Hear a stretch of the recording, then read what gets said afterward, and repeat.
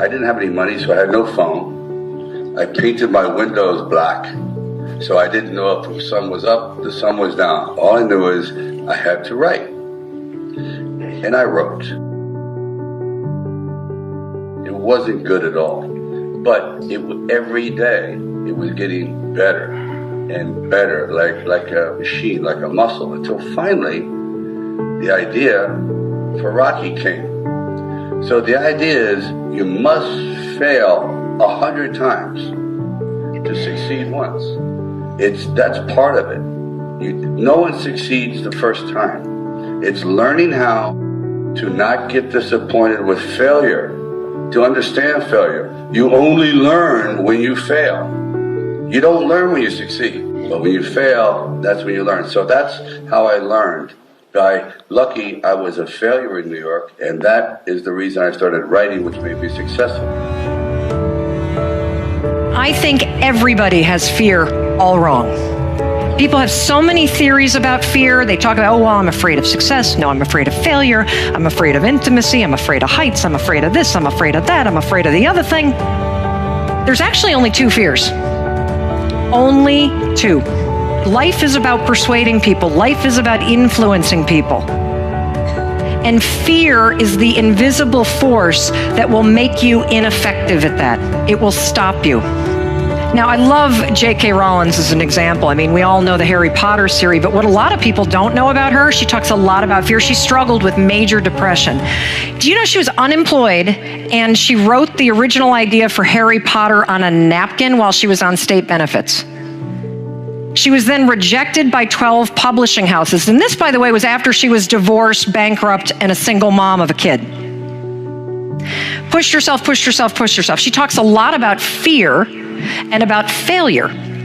Well, you know, we know the moral of the story. She just kept going. Of course she was afraid. But she had the good kind of fear, not the bad kind of fear. There is another level. The only reason you keep saying there isn't is you feel so exhausted about where you are. But life, the universe, or God is just testing you because there is another level. If this is good, giant jump to excellence, giant jump good, poor to good to excellence. There's a level where all your dreams are realized. There's a level that you've always dreamed about. It is real. It has not gone away.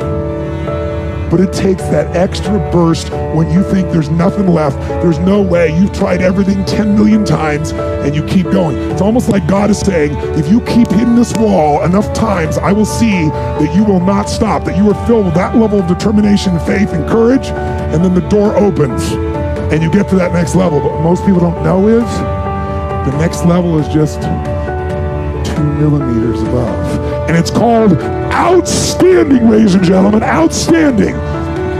What's it called? What's it called? What's it called? Outstanding, magnificent, unstoppable, extraordinary, not excellent. It's a different level. It's a level where you are not one of the best, you are the best. And you know what's amazing? You only have to be 2 millimeters more than everybody else and you get everything. You get the joy, the laughter, the fun, the family, the passion, the economics, the freedom, the spirit. It's all there. What Jerry Maguire called the Quan, baby. All of it. And it's just 2 millimeters above, and most excellent people give up because they're exhausted. And there's some people who go, the harder I hit it, the more I hit it, sooner or later it's going down, I'm not stopping. And when you do that enough, it pops open. In a world that's changing so quickly, the biggest risk you can take is not taking any risk. And I really think that that's true, right? I mean, a lot of people I think that, you know, whenever it comes to, whenever you get yourself into a position where you have to make some big shift in direction or do something, you know, there are always people who are going to point to the downside risks of that decision. And locally, they're maybe right? I mean, for any given decision that you're going to make, there's upside and downside. But in aggregate, if you are stagnant and you don't make those changes, then I think you're guaranteed to fail, right? And not catch up. So to some degree, I think it's really right that over time, the biggest risk that you can take is to not take any risks. failure is a part of the learning process, right? What's the risk of failure? What, you'll be embarrassed, or risk of failure? How do you distinguish failure from learning? In your whole life, you know, failure implies that it stopped, that the game stops, right? If it's part of you're failing and then you learn, then that learning is part of the moving forward, right? So that is what the process is like. Fail, learn, move forward, and constantly do that because you're cutting edge.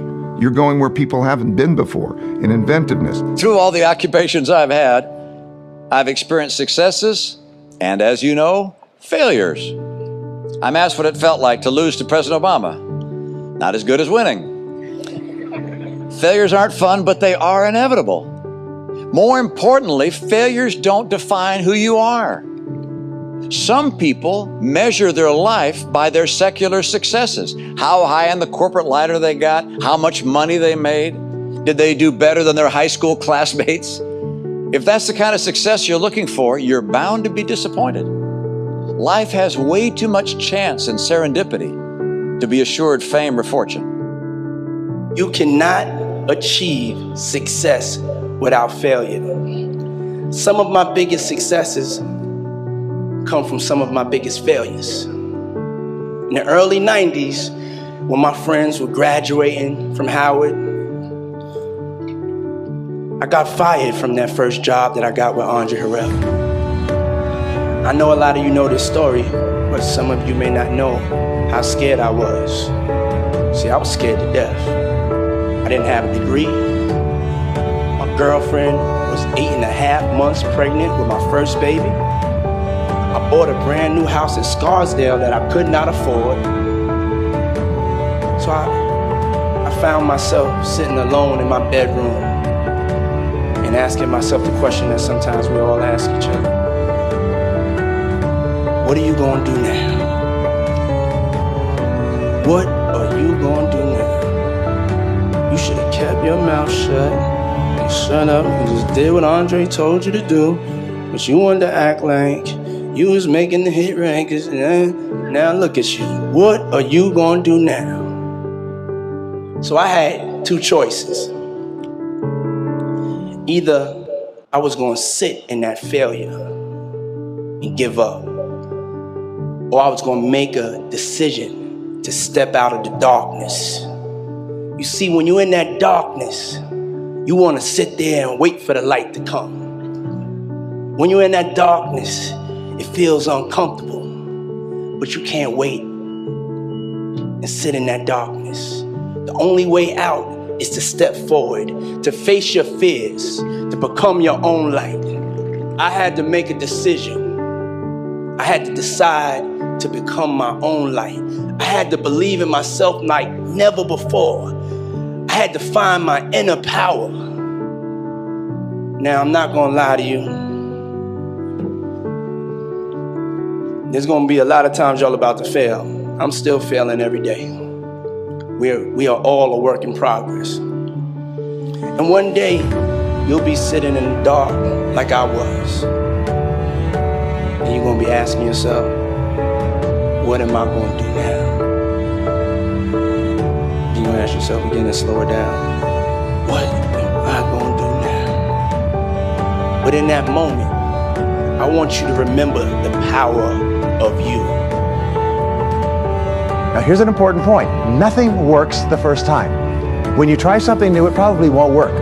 When you try something new several times, it probably won't work. And the turning point in my life came when I would hear good ideas and I was so eager to be successful in selling. I would run out and try the ideas and they wouldn't work. I'd try a way of getting an appointment or answering an objection or closing a sale. It wouldn't work.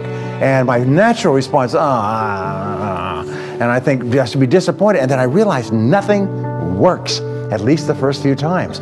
So I decided I would try a new idea 5 or 10 times before I passed judgment on it. I would not just try it once and quit like most people do, and that changed my whole life. It was a turning point in my life because I realized from then on, if you've got a good idea and you've got a good goal and you want to double your income and improve the quality of your life and you have to try new things in order to get new results, it's not going to work the first time. So you say, well, that didn't work. Try something else and try something else and try something else. Now, if you try, only 2 things can happen. What are they? Succeed or fail. If you succeed, you do more of it. If you fail, you learn from it, get smarter, and try it again. So you cannot lose by taking action. You can only lose by not taking action. If I ever hear my kids say the word failure, I'd lock them in a room for a week. I would request, if we have any power in this country, that we could take that out of our English dictionary and replace it with the word feedback. Because that's all failure, in our words, is, isn't it? It's feedback. We learn from mistakes.